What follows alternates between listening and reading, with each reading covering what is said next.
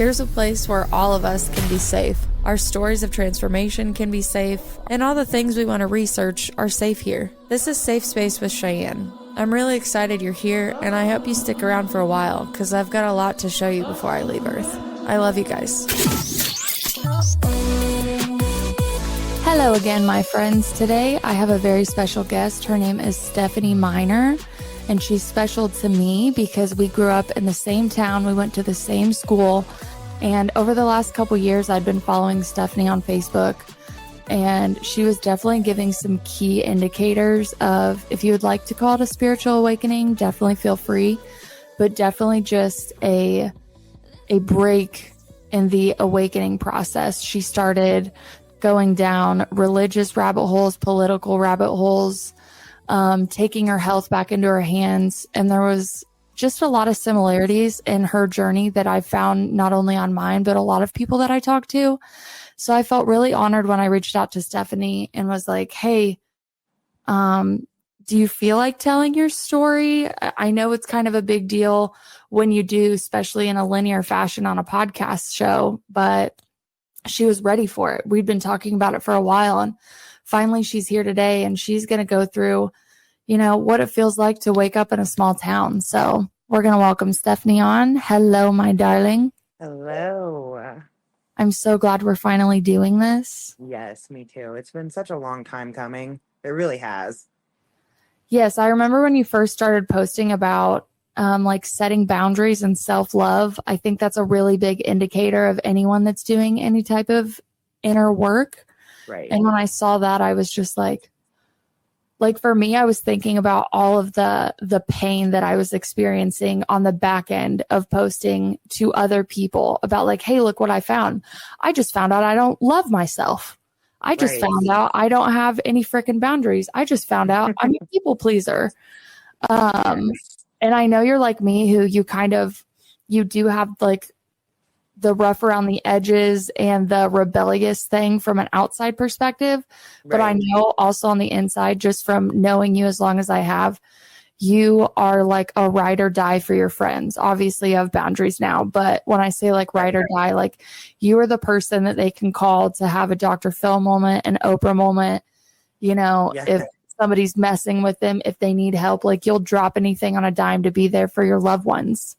Right. So I find it interesting, again, just coming from a small town, like they used to call me trouble. If I walked to the gas station, like obviously everyone knows everybody. We know generations of family around where we're from. Yep. But I just always thought it was funny that my nickname was Trouble. Not because like, I don't really think that I was a lot of trouble in my earlier years, but I did question a lot. And I wasn't able to just respect an adult because it was an adult. I thought that respect was also earned to the adolescence as well. It was a lot of Timothy 4:12 in my life. Go look that up if you don't know what it was. Right. So I know that you have that same resonance. So I'm really excited for you to just start the story wherever you feel comfortable telling. And I'll just chime in on my questions whenever I can. Okay. Well, I don't know. I feel like my spiritual journey typically started, when I was really young. I would do all the questioning, and I specifically remember, in I think it was 7th grade history class, maybe. It may have been 9th grade. I don't remember, but I specifically remember the teacher asking everybody in the class if they believed in God. And I remember feeling not offended by it, but like just kind of like, why would you ask that? Because at that point, even at that age, I didn't know what I believed in. And I just didn't feel that pull towards any sort of religion, any sort of, especially organized religion. And I would have people tell me, hey, come to church with me. Just come to church with me and you'll see. And it didn't matter what I did. I just didn't buy into that narrative of having to go to church to be a good person, having to believe a certain thing. But you could see it from everybody, it was almost like everybody thought the same way. And I remember doing the off-putting things when I was younger, playing with the Ouija boards, playing with, wanting to do seances at my grandma's house. And definitely things that would scare people in our area for sure. Yes. That girl needs help. That girl needs Jesus. Yes, exactly. And I remember bringing friends over just to do those things, and they would be like, "Oh my gosh, I can't believe," Shelby still brings that up too.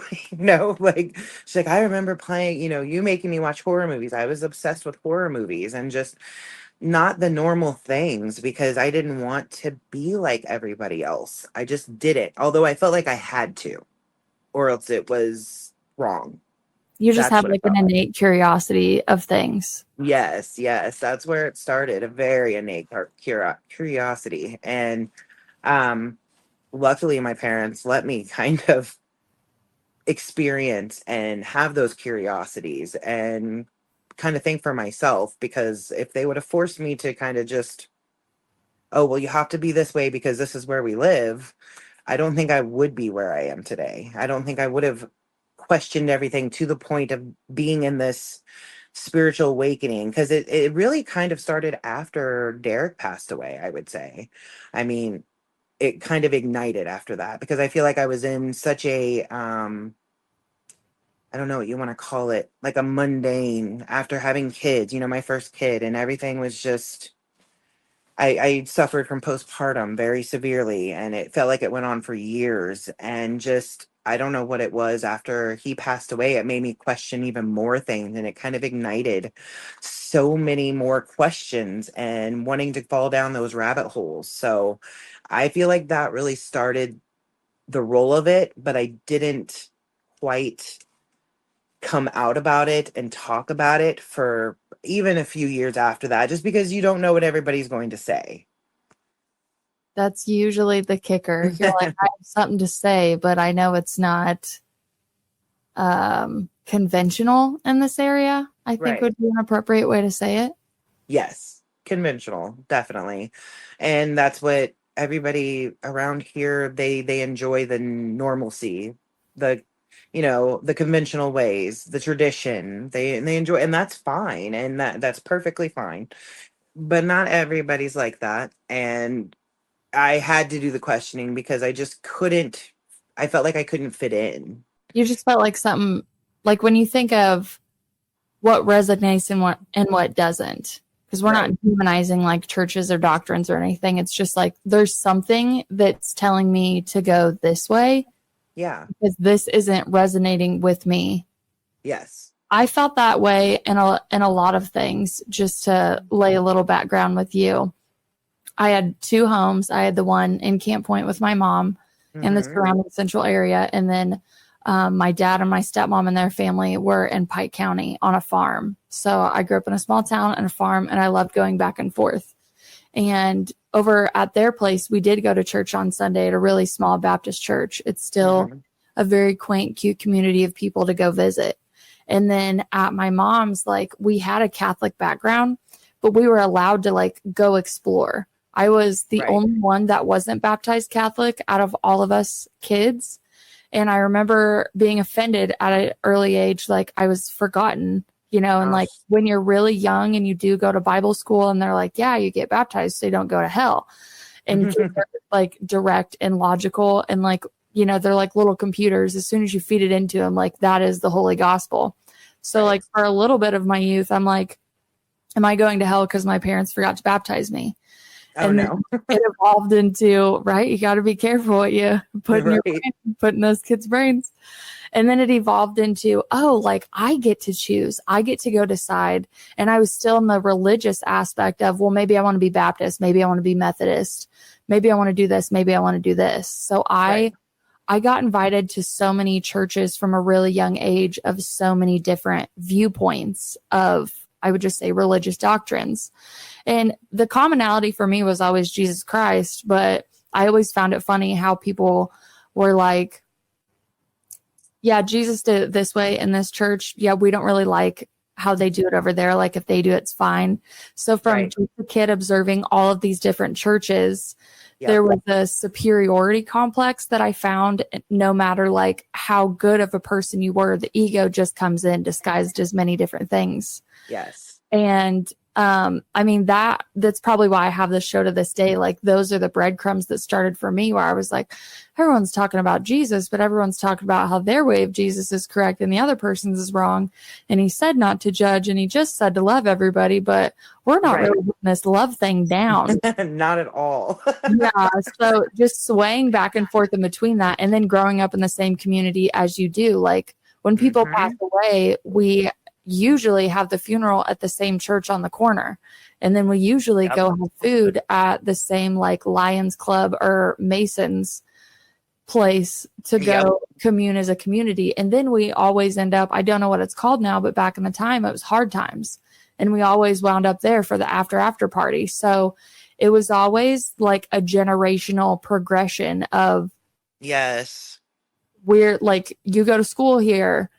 Hey, if you want to Yep. go to college, you go to Western. Yep. And then after Western, Exactly. maybe come home and take over one of these positions from the other generations because they're getting to retire. And this is the church you go to. This is where you grocery shop. It is very systemically generational in a positive Yes. manner, of course. But when you're Right. living in it and you're so curious and you are having these direct experiences, like, what did that do for not only the beginning of your awakening, but even your mental health journey? Because you talked about the Oh issues yeah. you had after you had your daughter. Do you want to break down some of those symptoms for us, for any like new moms that could be listening? Yeah. So after I had Piper, the postpartum got really bad with her. And but you almost feel like you have to, I mean, as a woman, not even just living in this area, as a woman completely, you have to kind of shun that away because you're a mom now. You have to take care of this baby.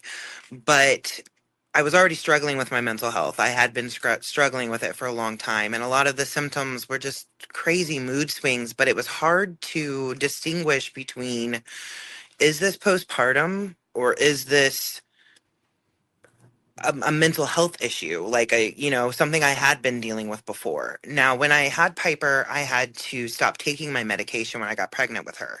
So that made everything much more tough. And but after I had her, I did get back on my medication and it did seem to help, but at the same time it was hard because these doctors, it felt like all they wanted to do is for me to walk in and throw pills at me. Well, you're a mom, go home and fix it. Like, and it wasn't working for me anymore. And I kept having these questions like, why do I have to feel like this just because I'm a mom? Why do it made no sense to me. So, it took a lot of years, a lot of the symptoms, a lot of it just I didn't feel like I was of this earth almost. I It feel just like the yeah, the curiosity that's always been a part of you, like from your childhood, is almost like saving you in this manner. It just doesn't really yes. look like it when you're going through the experience. Right, Instead right. of just putting your head down and being like, oh, well, the doctor knows best and this is what we do. And this is my problem. This is my fault. I'm like, I must be a Right. defect, because there's so much shame that Yes. goes into mental health. And like, why can't I just operate like everybody else? But you Right. had bigger questions about it that have obviously led you to where you are today. Yes, yes, of course. And being in this area, it was hard to branch out. It was hard to know who to ask or, you know, try to, can I tell this person how I'm feeling? Because you don't know how somebody's going to react. And so it was very nice. Like I had you to watch, on Facebook. And I'm like, wow, a lot of this stuff that she posts, I'm resonating with. I'd always been interested in tarot reading. I'd always been interested in crystals. Like I have tons of crystals. I just never knew what to do with them. So, I started doing the work. I had a lot of things happen over the last few years with not being able to really hone in that, not really able to do the education part of it. So, and I don't like being in a bad place and learning those things because I feel like I need to be in a good place while I'm trying to broaden my horizons, I guess. And so I kind of went in and out of it, but for the most part, I've enjoyed. It's helped me. learning these things about, I feel like I'm learning about myself finally. And everything else that I couldn't find myself in, whether it was church, the religion, any religions, or I found myself in this and it felt right. And it may not be for everybody, especially, people, in this area. A lot of it is looked at as witchcraft or, just Demonic. You're going yes. the And wrong way. exactly, demonic. And but for the most part, I have had a positive influence with knowing who I can talk to, like Sherry Renner. Like we both love Sherry, and she's just amazing. So I've always been able to talk to her. I think it's more about learning who you can talk to in these kinds of areas and who you maybe shouldn't talk to. Not even in a bad way, just Yeah. that they're not going to be open to it. Yeah. I just think it's more about like how impressionable you can be even opening up to people. Because I Yeah. knew in my younger years, um, like I'm at my core, I'm just a big lover of everybody. And I want to be able to show them that respect and show them that love when I'm with them. And it definitely doesn't always come out, but I know Right. in my true heart of hearts, that is my core. Yeah. So I would have a lot of internal conflicts because this person that I love and admire and almost idolize and look up to is telling me something different than what my own heart is telling me and what my Right. own mind is telling me. And I felt like if I betray their advice, if I, stop my own search of what I'm looking for my specific incarnation, like I'm almost like disrespecting their love or disrespecting their authority in some capacity. So I Right. had a lot of grief, just like realizing that it's okay to go outside of the boundaries.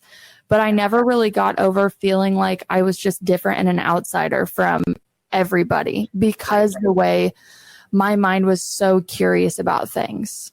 Yes. Yes, exactly. And that's how it feels around here. And I will say that, I feel like we spend being in these kinds of areas when we're looked at as kind of outsiders because we don't fall into the norm of the area. It makes us want to escape. It makes us not want to be here. And that's not how we want to feel. We don't want to feel like we can't be here. But that's how you feel. I mean, because you want to be around people that think the same too, but there's not as many of us. That's very true. Well, also, I mean, I don't have anything bad to say about like where I grew up. It is truly just like locked in time for me because a lot of Right. towns that we grew up in, they don't operate like that anymore. That sense of community coming together, even for like a Friday night football game, is something that people in the city see in a movie and think doesn't actually happen. But that was our Right. upbringing. Yeah, and that So still happens. there's a lot of love, there's a lot of community. But what I struggled with is seeing other things out in the world and wanting to explore and experience that. And then I just always had something like burning in my belly where I was like, I do want more. I do want to go out there and explore, but I also want to be able to come home and Yeah. not be looked at like I'm an outsider, like, oh, she moved Right. away a long time ago. She reads tarot cards. So I like, always wondered if that's how you felt when you came home. I always wonder that about people who leave and they haven't been home in a long time. I did my best to maintain relationships as I could. The older you get, you do grow apart from people, even in your everyday life, no matter where Right. you live. And Right. had some experiences and they're like very small compared to just the overwhelming love I feel when I get to see everybody that I love. Yeah. But I had one experience where I went to just a small bar in one of our hometowns with one of my friends who frequented it often. And I knew a high majority of people in there. And it Right. could be just me projecting, because I'm like, oh man, I haven't been here in a long time. I do post a lot of trippy stuff on Facebook that, Right. people I definitely know don't vibe with here. So I was curious, like, of people's changed perspective of me just because they don't know me Right. anymore. They only get, obviously, what I'm going to see on social media. And Yeah. I did remember sometimes, like, I'm officially an outsider now. Like, look at me like, you don't live here. You're not from around here. And I'm like, I grew up on Albert Street. I Right. worked at the windmill.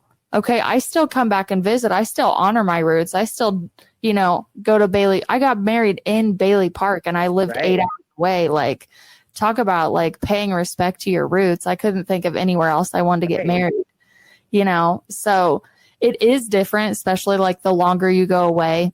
Right. You come back and like things are new. Like, even if when I went to Quincy and I would see like 3 new stores, I'm just like, oh, that's crazy. Like that's brand new to me, right?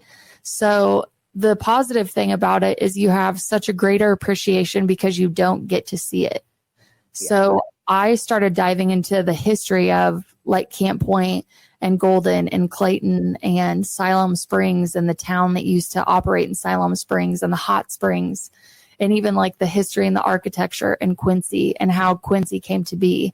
I became like a history nerd, and I would just take trips back and not tell anybody. And I would go visit all of the historical societies, anything that would allow me to tour, to just understand it. Like I was trying to really, how did this place come together? That's probably one of the best things that I got from moving away. I've never really understood how to tell my friends that stayed at home what it feels like to move away, because there is like a heartache that can't be healed from leaving home. Right. And there's like a grieving process that there is. Oh, like these times are over. Like I'm not going to be at the bonfires. I'll come to some of the weddings. I'm not coming to all. And just the everyday life of the small town. Like even when a homecoming parade comes through Camp Point, like I'm not going to be there to compound on those memories with everybody. I kind of like hop into people's life for a couple days and go, hey, I'm alive. I still love you. I have a relationship with you.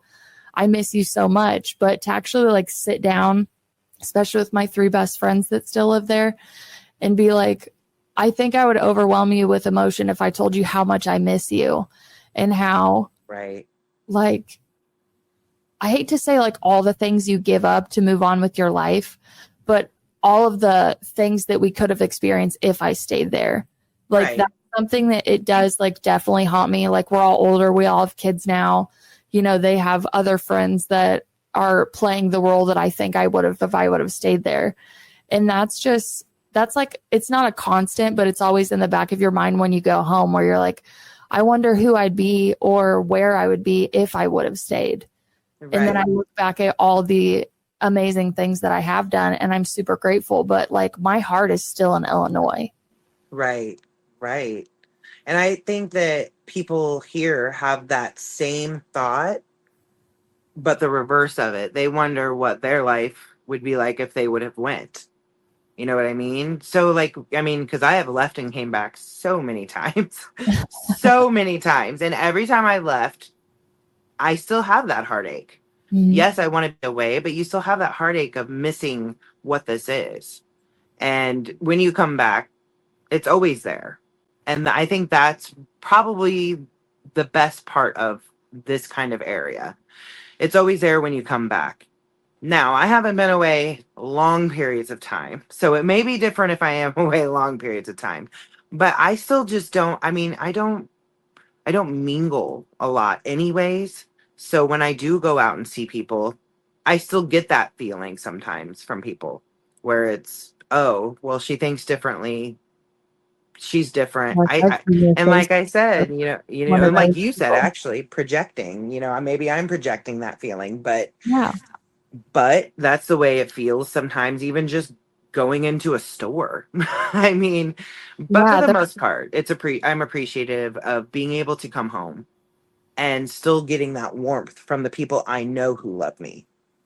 I do love just going in a random gas station on a Thursday on a trip that I would show up, and how delightful it is to run into people that, you really haven't seen in years, and they share shit unexpecting, of turning the aisle at like Dollar General or something, being like, huh, what are you doing in town? One of my first questions anytime I would see people, they're like, are you moving back? And I'm like, Thanksgiving. It's you are going to see me in this area on Thanksgiving and Christmas 100%. But then if it was like outside of holiday, are you moving back? Of course. No, I just came home because this is still my home. But Right. I think it really is hard to like put that into perspective for someone who has stayed there and developed their life there and kept their roots on top of the generational roots around them. And like I fantasized about like a healthy white picket fence when I was younger, but just like my wanderlust fever took over so Yep. much more. Even in my earlier journals, I would be like, oh, I want to go explore this. And I'm already grieving, like leaving my family, from Right. going back and forth. That's just a thing about it. But I think when you're like called to evolve in a different manner is probably the best way I could describe it. Grief's just going to be along with that. There's It is. grieving every stage, which I mean, you've known through learning how to set boundaries, finding out, who in your life is actually really in your life or just kind of like Yes. not, I don't want to say not good, but doesn't really help you along the journey that you want to go on. Right. And I didn't know if we were going to bring up Derek. So I do want to go back there Yeah. and talk about, because this happens so often, whether you have a belief in God and spirituality, religion, or you don't. Usually, when a very close relative passes away, like 9 times out of 10, they're just like, where did you go though? Like that sparks Yep. the awakening them where they're like, you were here, now you're gone. I can still feel you around me, but your physical presence is gone. And your logical brain can't figure it out. So then I think the like right brain comes in. It's like, now it's time to explore. So Yes.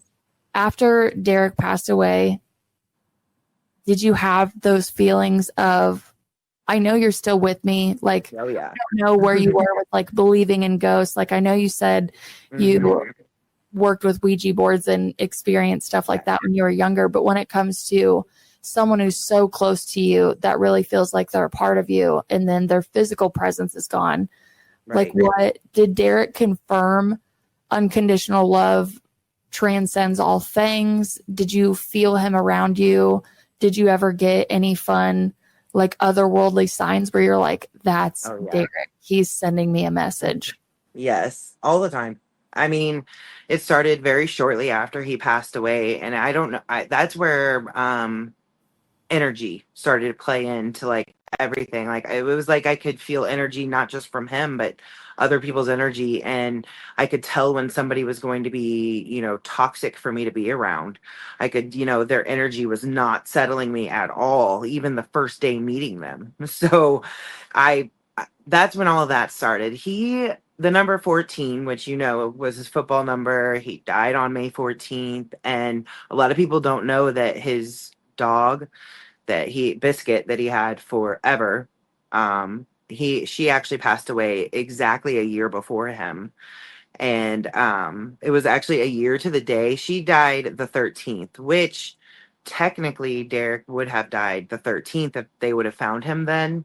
Mm-hmm. But we still say the 14th, and it's his football number. So I would see the number 14 all the time. I went back to work the week after he passed away, and I can't tell you how many times on the cash register the exact total would be 1414, 1414, all the time. All the Again, time. the logical brain is just like, there's something more to this. Yes. Yes. It was so insane. So of course I felt like I needed to talk to a medium. And so my first time with the medium, it was okay, but it wasn't anything crazy. So I was like, okay, well, I can take it or leave it, I think. And then the second time I went and seen a medium, I went and saw Robert Baca up in Des Moines. And it was this insane experience of him being able to, him confirming for me in ways of like stories that there's no way he would know them. Stories of us being at Six Flags when we were, I would have been like maybe 11 or 12, and talking about us being on the Ferris wheel and him and my uncle Matt shaking it. And there's no way that anybody, or dyeing his hair for him for football, like nobody knew that I did that. So the fact that he was bringing it up, and before I went and seen him, there was so many signs that started, like our bulbs started popping at home all the time. And it was like the weirdest thing. I was having to buy light bulbs every month because we were running out of them. And I was like, what is going on? He And really wanted to get your attention. yes, and our dogs barking at everything. I started having Corbin would have been about 2 years old. And in this time we ended up moving to an apartment and he was taking a nap and I could hear him playing. And I was like, oh, so I walked in there and he was asleep. And I was like, what is going on? So then I just went and laid back down because I was going to take a nap too. And then all of a sudden I hear this boom. And then I hear somebody running down the hallway. And then Corbin starts screaming in his room. And I'm like, what? And we're the only ones there. And it was the craziest experience. Like, yeah, a lot of these experiences, some of them didn't even have to do with Derek. And it kind of threw me off. So when I got to the medium, of course, we talked about Derek, but he started talking about this little girl around us and how I had this little girl with me all the time. And now that I've had Piper, they don't talk about the little girl anymore. And I Ooh, always wonder if, spirit baby with you. yes, like I always wondered if that was Piper because they could never tell me who this little girl was, where she came from. They were like, I don't know, she's just attached to you. And I'm like, okay, that's a little weird, but Yeah, I you don't know can how to like feel. possessive and all of that. Right. But they were able to confirm so many things with Derek. And, you know, he confirmed for me that the number 14 is the way that he's going to communicate. And there's other ways he does too. But, when we moved to Colorado last year, I knew it was the wrong choice and that something bad was happening, which we lost my dad a few months ago. That maybe things were going to go downhill or we shouldn't be here, that this was the wrong choice because while I was doing DoorDash, the number 14 started coming up. And at first I thought I'm supposed to be here. But the rate that the number 14 was showing up for me daily and numerously times during the day, at night, everything, I knew that it probably was a bad thing. Like he was trying to tell me, you need to Yeah, go he's trying home. to send a message. Hey, hey, Yes. hey, hey, hey. Yeah. And Just so I like tapping listened. on the shoulder. Yes, exactly. That's what it felt like. Towards the end, I was like, no, this isn't good. So we went home and we ended up moving home like 3 days after May 14th. And we've been home ever since, but my dad went downhill and we've been helping with him. And then when he passed away, we kind of knew that there was a reason we needed to come home. It's really hard to want to give in to those messages, right? Because It is. when we get messages from the beginning, we're like, oh, 111. Great, I'm on the right path. Right. And how significant 14 is for you. And even the like programming of a guardian angel or a spirit guide or just a loved one looking over you. Right.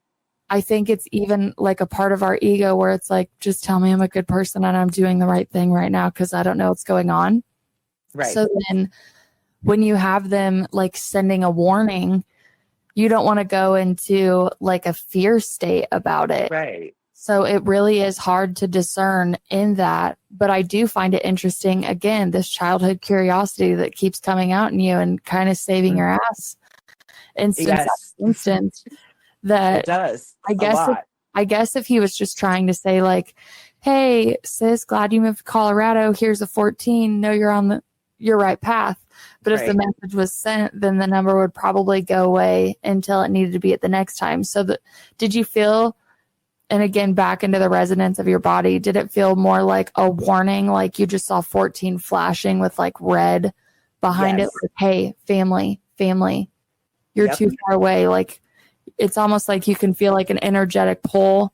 And then you're like, I just got out. I just got established here. We Right. did all the logistics of it that when I used to talk all the time, like through my meditations, and I would be like, what do you want me to do here? Like everything's really dense on earth. Okay. So I just moved to Colorado. Now you're telling me to go back. And logistically, like the left side of my mind is just like, what's going on? So the intuition obviously pulled you through. You got home at the right time. After your father passed away, did that open up a bigger Like, obviously Yes. going through the grief of losing not just your sibling the way that you did, but then your father down the road. Like, what did that do for your journey, either health wise, mental wise, You positively, know, negatively? I feel like watching him, I mean, because he passed away from cancer and we found out about 2.5 years ago.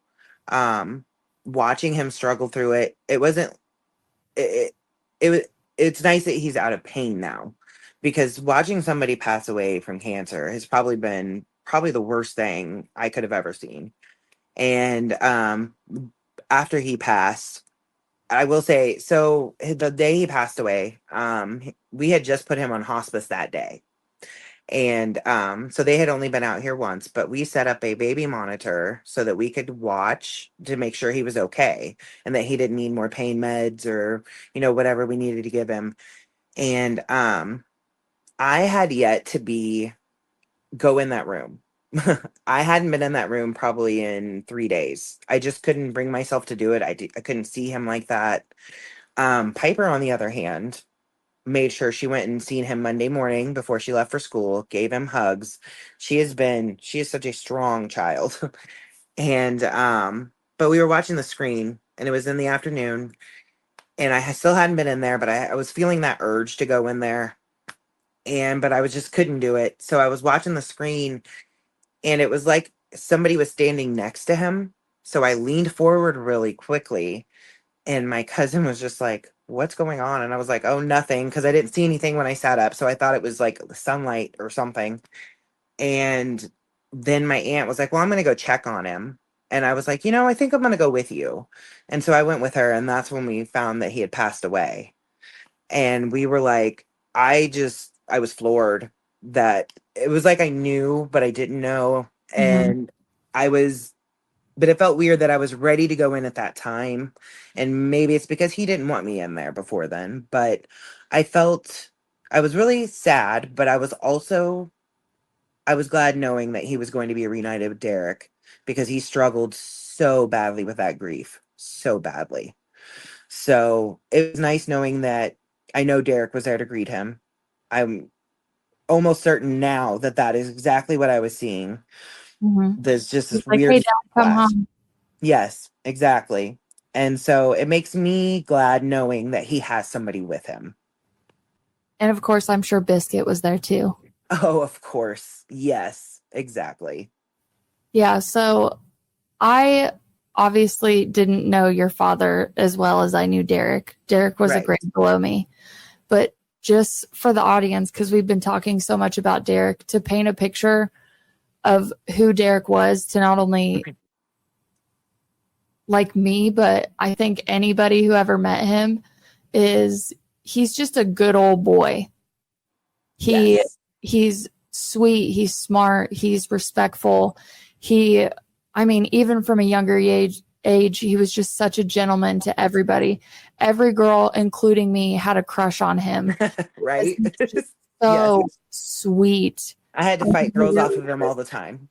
yeah, but he never did that thing where the sweet boys eventually think that like I don't know, like presenting as shallow.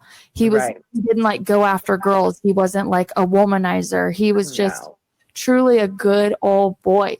Like Yes. that is the best way I could describe him.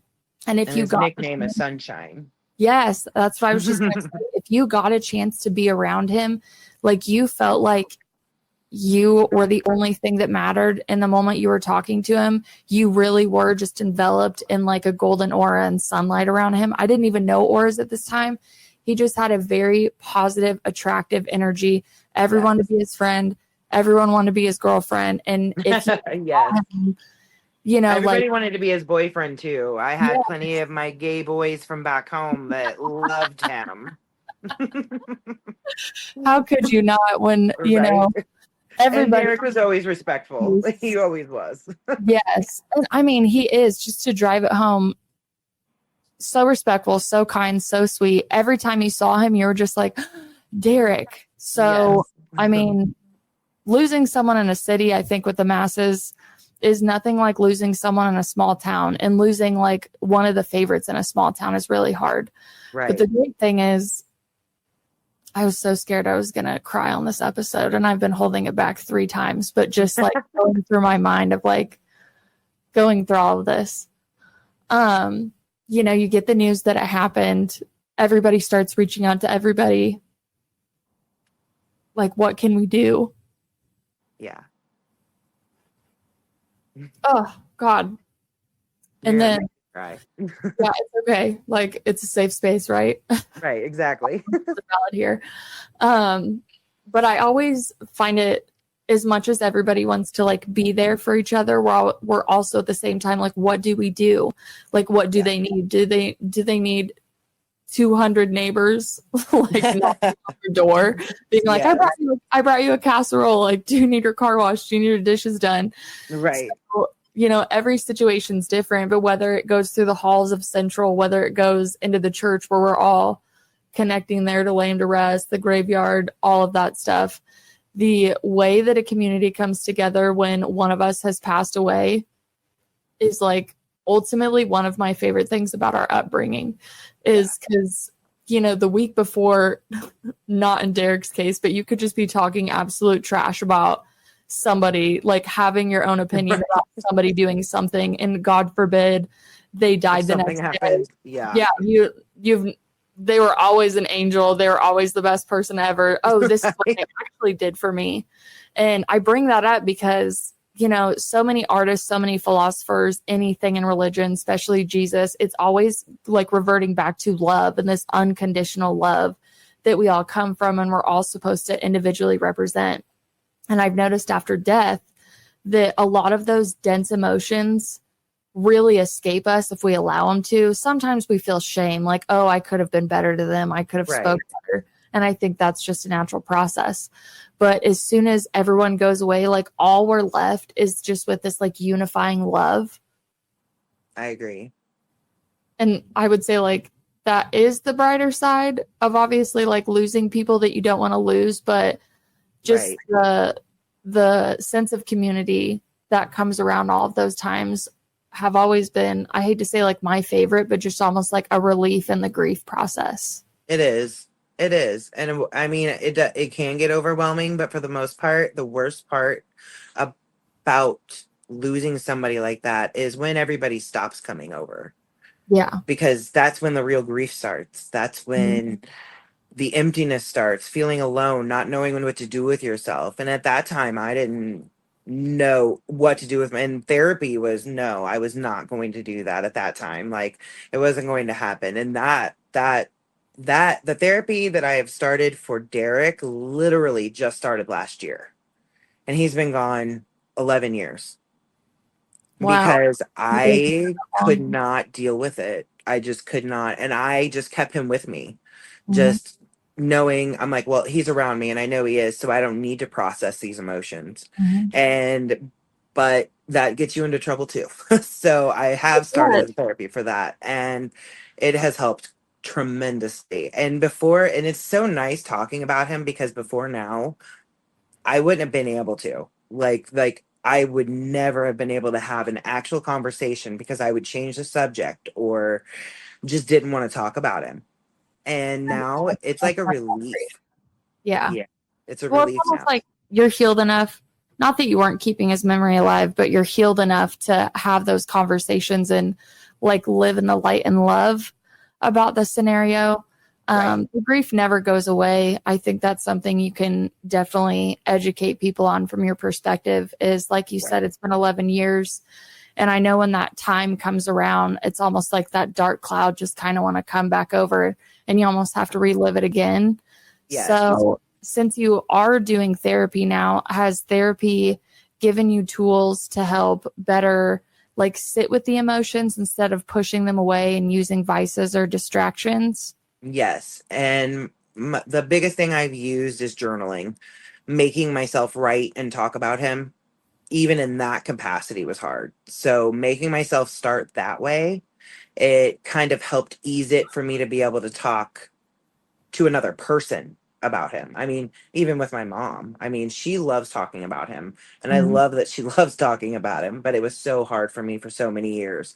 And so, but I would let her because that's how she was dealing with her grief. She wanted to talk about him. And So the journaling helped because I got to kind of say it to myself first, but I still felt like I was kind of saying these things out loud because for the longest time I struggled with sirens. I struggled with, seeing a fire truck. I Oh, yeah. never went, yeah, I never went towards Macomb for years just because it happened in Colchester. Like, I just Oh, couldn't do it. you just kind of feel like you were like reliving it every time you're on the road. Yes.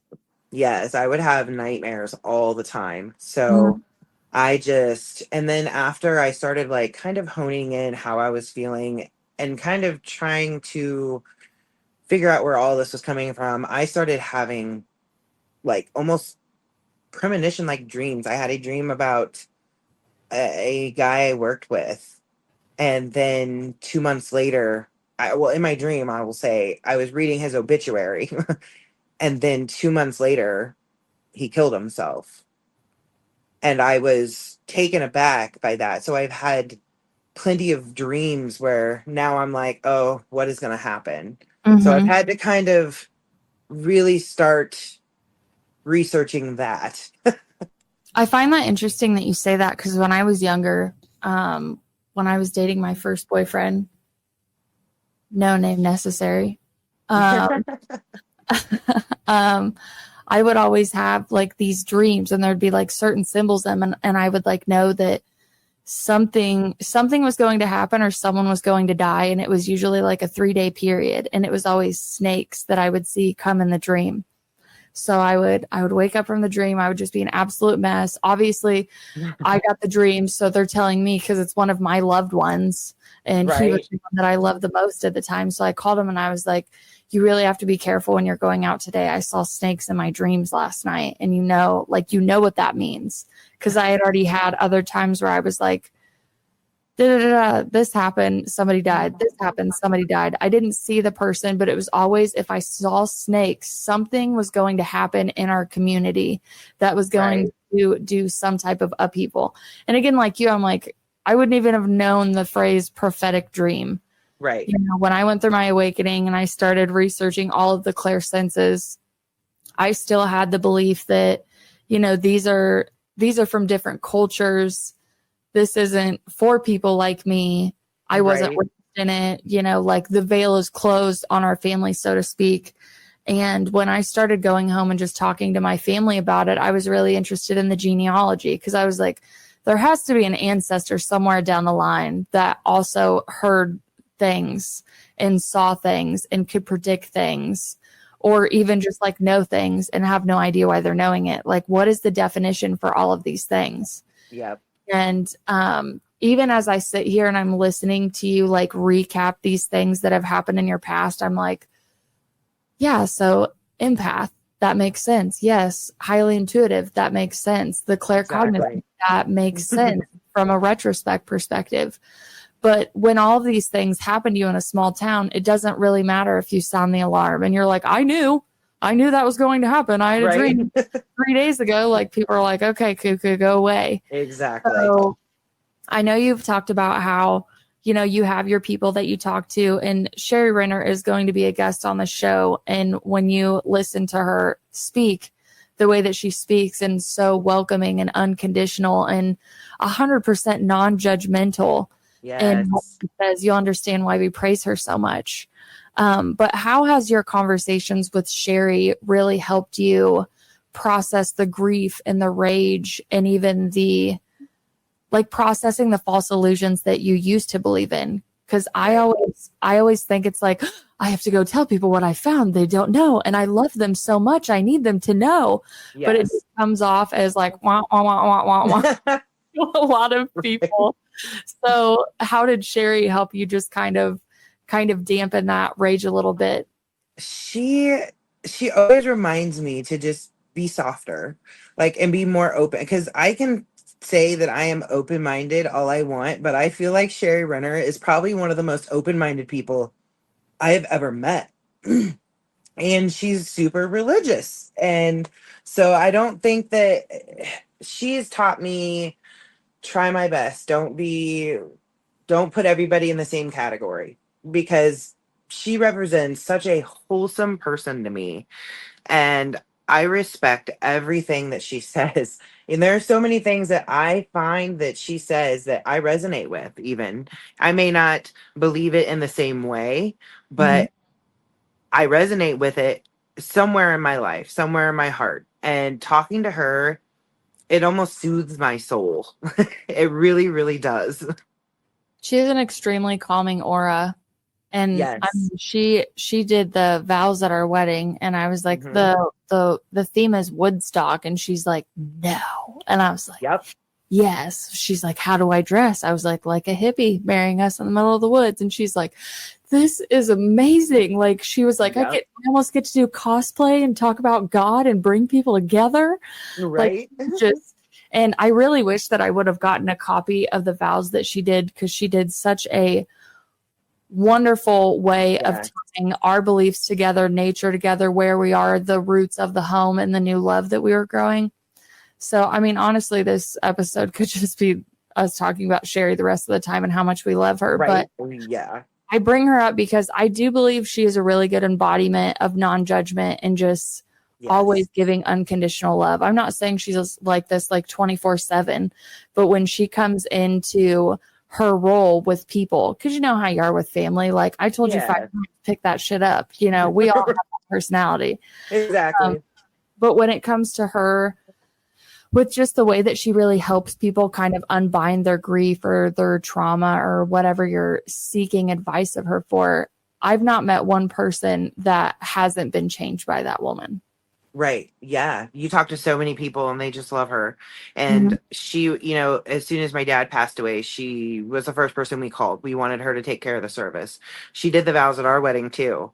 Like, I think that everybody calls her for everything because she embodies everybody, not just a certain kind of person. She embodies everybody. And I think she makes everybody feel safe. She makes everybody feel welcome and loved. Yeah, I've never felt unloved around her one day in my life. As soon as you Nope. see her, it's kind of like the same aura we were talking about with Derek. Like, you just know you're going to be like loved, Yes. nurtured around her. You are safe. You don't have to worry about anything. Yes, I will say she made me cry hard at my grandma's funeral because she decided to sing I'll Fly Away, but it was mixed with You Are My Sunshine. Oh, I just what a lost it. double whammy. Oh my gosh, I would Yes. too.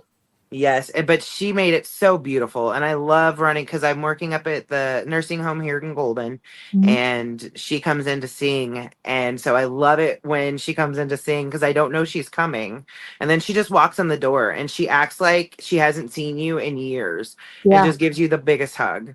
So she always makes me feel good. Oh, it makes me want to come home and have a really good talk with her now because you're right. Yes, A hug from Sherry is all you need. yes. So, how many years has it been, like in your mind, since you started going through, I would just say, the inner work on yourself? I want to say, at least four, Okay. at So, least. from the beginning, where, you have the curiosity, do I do this? Am I going to go check this out stuff? By the way, I should have said this early, but I really appreciate you watching my content and reading my stuff. And I'm glad that it resonated with you because Oh, that's yeah, why it's out there. So when I hear people like it actually makes an impact or help them or it makes them does. feel less alone, it makes me want to like cry and do a happy dance and like pee a little bit. And so thank you for saying that. But from year 1 to year 4, how have you like evolved and grown? Have you picked things up and been like, oh, this was fun, but this isn't where I'm meant to stay, and kind of put it back down? I've Can done you that a just walk lot. us through that? Yeah, well, I think people almost feel like shameful if they like don't continue on a certain Right. path, but it's almost like you're supposed to act like a child in a sense where you're just curiosity and picking stuff up. But 4 years of inner work, boundary setting, self-love, all of the coin terms that I could bring up with going into inner work and journaling, you reference such a powerful thing. But Yes. like without being like, do you believe in God? Like, what is your, I don't want to say belief system, but what do you really cling to now? What are you working with? Where are you at? Do you think you're integrating things or you're still in a highly curious mode? I feel a little of both. I've dove in enough to know I really feel like I connect more with just energy, learning more about energy because I feel so much of it around people that it, I've started looking back on years and years of how I felt around certain people, or, diving into the rabbit holes of what this feels like, or, what does this mean? But at the same time, I still find myself very curious to the numerous topics, numerous topics to go through. And I haven't found my thing yet where I want to dive in all the way with that. I'm so interested in everything that I just want to learn everything at once, and that's when I have to put things down, step away for a minute, and kind of just hone it in and be like, all right, now let's move on. Let's find something that else, and then I dive into that. But I have really, really gotten into the tarot reading, so I put it down and picked it up plenty of times, mainly Mhm. because I get frustrated with myself, so I have to really rein that in. I absolutely love the history on tarot as far as you can go back, the best you can find it. But also, like my journey with it, it was definitely a curious journey of, oh, yeah, I was told like this is bad. You aren't supposed to do this. But look at all Yeah. these people like helping and changing people's lives. And with everything, food can be positive and negative. So we don't Yes. have to go down that as tarot demonic in a rabbit hole. I think that's just based on Right. your own bias, right? So speaking positively about tarot, I had a lot of it and I was still working with like the clairsenses aspect, like you, like I have prophetic dreams. That's trippy. Like, let's research this more. How does that even Right. happen in your body? Is this generational? Is this in my DNA? Is this in all of us? Like, you're like me, you ask these really big questions. Right. So when I started doing shows, I was really nervous and I was just like upfront with them where I was like, you're kind of a guinea pig for me too. Like, so Right. if it sticks, it sticks. If it doesn't, it doesn't. Like, Hollywood's done a really good job of making tarot readers look like, oh, they have to be right 100% of the time. And, they're like Right. watching a TV screen in front of their eyes and they know the future and da da da da. And it's not the case at all. When you No. talk about energy, which all of us, just for all of our listeners, all of us have an 8 to 10 foot auric electromagnetic field around us. It's invisible. On the Right. visible light spectrum, us as humans can only see 0.00034% of what's in front of you. So if you just put your hand right out in front of you, there's stuff right there that you can't see. There's energy all around us. So when Yep. you're referring to, I think of it like the empathic thing where I would go into a room and there'd be a really mad person and now I'm mad and I'm mad the same way that Yes. you're mad. It's not like, oh, my friend told me a story and now I'm mad for her. It's you just walked into a room and absorbed a bunch of energy and now I thought I was going to have my shit together coming to this establishment and now, I'm the rebel without a cause once again. Why is Yep. it happening to me? And you don't have any definition for energy. There's nobody to go to there for that. No. So the energy in tarot to me works the same thing where usually you ask for consent. Do I have consent to look in your energy, tell you anything for the highest good, most high, whatever you usually say to protect yourself? Right. And because I went through that, I understood energy in a logical way that really didn't make sense until I went through tarot. Same thing for when I studied Reiki for a bit and went to a couple attunement classes just to be like, is this crazy? Is this real? Is there anything to this? Again, like having my own direct experience with it. So, how has tarot helped you, but also how has it helped you learn to, like you said, you have really good boundaries with yourself from what I'm hearing with like, okay, it's time to put Right. this down, kind of I don't want to say like get back to real life, but I need time to integrate this. I'm feeling a little too flighty is probably the Right. best way I'd describe it. That's the best way to describe it. And I feel like tarot has helped me learn patience. That is probably the biggest thing for me is the patience. That's something I've had to learn through everything in life is you Mhm. have to learn patience, and I'm still learning. I mean, I'm not patient 100% of the time. That's why I have to put things down, and I'm like, okay, no sense in getting frustrated. You have to put it down. So I think that tarot has helped me learn a lot of patience, and it's helped me learn that there's so much more to this world. There's so much more to people. There's, people just want to know things. They want to know themselves better. That's all it really is. And that's what I want to do. I want to be able to know myself better. I want to be able to know other people better. I want them to know themselves better. And I'm hoping to get back into the tarot and really start diving in. I love tarot. I really do. Just Hmm. having this conversation, I'm like, oh, yeah, it tickles my like history symbology brain, like even just looking at the card and what all the symbols mean. So, Right. um, yeah, that's amazing. I'm going off on my own little like mental model of tarot in my mind. So okay, awakening in a small town, growing up with all these people that you've loved, generations of people that we know. I know where your grandma stays. I know where your mom works. I will call her if you get into trouble, like that Yeah. small stuff. Um, do you feel better the more the time goes on with just who you are and your beliefs? Like, have you really crossed a lot of those barriers where what they think of me has nothing to do with me? Yep. 100%. And that really has only came over the last probably year and a half. And I've had to deal with a lot of grief through that. But ultimately, I have to be who I am because I'm happiest when I am who I am. And Mhm. if that means that I don't fit in with certain people, if that means they don't want to talk to me or they write me off, then that's fine. And I just kind of let it go.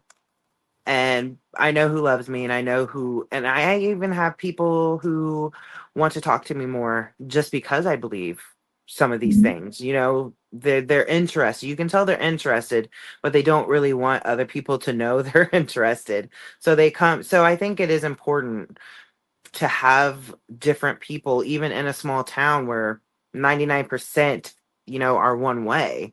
I think it's very important. Oh yeah, I mean like you're a safe space in yourself. And again, like you said, you can see the people that are like, I want to talk about it, but I don't want to talk about it in front of everybody else. Yes. Which I mean, that that's why I mean I created this in a sense. Like I pictured living back home and having these experiences, and I pictured going absolutely utterly insane without people understanding what I was going through or even taking the time to understand me like I knew that I did for others.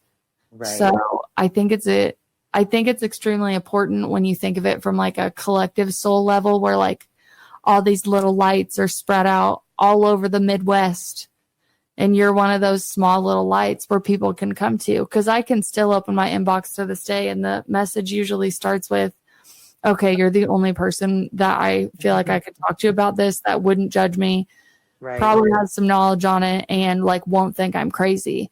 And Yep. I honestly pride myself on being that person that so many people can come to, whether it's the hardships in their life or even like the out there spiritual alien Hmm. extraterrestrial Yes. multi-dimensional questions. I'm like, oh, I just want a t-shirt to let people know like I'm safe. We can talk about these things and I'm not going Right. to think you're crazy.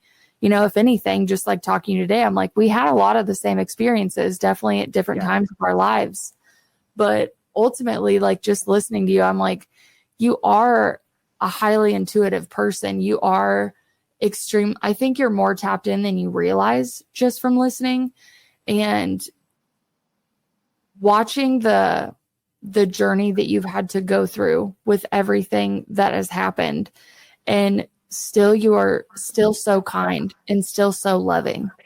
Oh, And thank that's you. probably one of my favorite things about you, because I haven't experienced the things that you have, but I always ask myself like, how are they doing it? How would I be able to even handle if that happened to me? But watching them, like you have such a strength and such a resilience about you. And I think the more that you continue to just go and go and go, like you're going to be a safe space for not only all those around us in that area, that are waking up now or are having these questions, but even the younger generations coming in. Right. Like I did a lot of research on spirit babies and the higher consciousness level of these kids coming in the younger generations. And I 100% believe, just as much as your kids picked you, my daughter picked me, because I was over that programming hump. They're not going to be able to have a mom that believes this stuff and come in. Those gaps are too far apart, and we need to influence each other properly. So even when I think of the older your kids get and how safe they feel coming to you about things that they explore, that's only going to strengthen your relationship as well. Right. And I mean, I'm so glad we got on here today. I wish we could just continue and I can hear your mind more. But I've seen the evolution in you, not only just from the digital space, but even in person. And like awakener to awakener, like my heart does go out to you, because I know it's a tremendous amount of pain when you wake up. It's a lot of the illusions. And when you run around, I always say it's like you quit smoking cigarettes and you can breathe for the first time, and you go back to your friends smoking cigarettes and you're like, look, you have to do this. I can breathe better. All of these things, all these amazing things are happening. And I love you so much. I just want to share this information with you.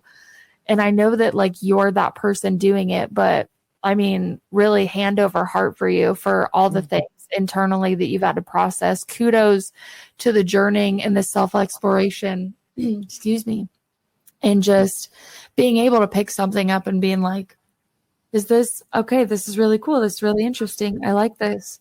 Okay, I've done enough with this. I'm going to go away. You have a very thick intuition, but I also think you have a really cool way of discerning things now, and discerning energy is, I think, a high-powered rifle gift in you as well. Yeah. Thank you so much, Cheyenne. I've really enjoyed doing this. I really have. So we can totally talk anytime. I feel the same way. We're going to go ahead and get off here. And, I'm just going to add Stephanie to the list of people that if you need a safe space to talk to. She doesn't have a link. She doesn't have a business. She doesn't have a website. She's a normal person like all of us that is just willing to sit there and hold space and listen, tell you what's coming through her, and ultimately redirect you back to you. She's going to use personal experiences and just to really try to make you feel okay with what you're going through. So I will add her stuff below if she wants to give me permission for that. And if you've resonated with anything on her story and would feel comfortable reaching out to her about your journey or anything, well, hit that link and message her. Cause I mean, we have a messenger chat that's years old I can scroll through. And I'm like, oh, what were we talking about 2 years ago? So thank you for coming on today. I knew I was going to cry when I got on here with you. About so many wonderful things, but I just really appreciate you coming on and being so vulnerable with all the things that have happened, and, keep us up to date on what you're doing. If you ever want to come back, you're welcome in the safe space. Of course. Yes. Thank you so much. I really appreciate it. Thank you. We'll see you on the next episode, friends. Love you guys.